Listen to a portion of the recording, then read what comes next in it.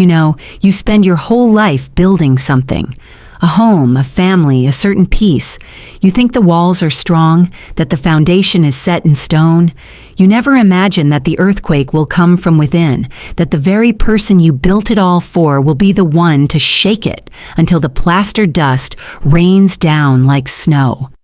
For me, that earthquake had a name. Marcus, my son.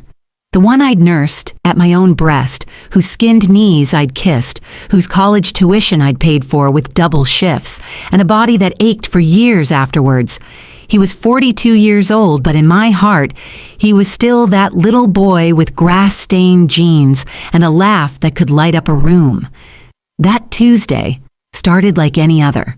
The sun fell in warm stripes across my hardwood floor. I was folding laundry, the simple meditative task of turning chaos into neat, predictable stacks. The smell of clean cotton filled the air. It was a quiet, ordinary happiness. I had my routine, my plants to water, my books to read. At 70, you learn to find joy in the quiet rhythms. I thought I was safe. I thought the hard part of my life was over. Then, the front door didn't just open. It exploded. The hinges, old and familiar, screamed in protest. The sound of his footsteps wasn't a walk. It was a storm, a hurricane of fury marching through the hallways of my home. My blood went cold before my mind even understood why. "Mom? Where are you?" His voice wasn't the voice of my son. It was a stranger's voice, laced with a rage I hadn't heard since he was a teenager, but somehow colder, more dangerous. I left the half-folded shirts on the bed, a little island of order in a world suddenly tilting off its axis. I stepped into the hallway, and there he was, standing in my living room, my son. His face was a blotchy, terrifying red.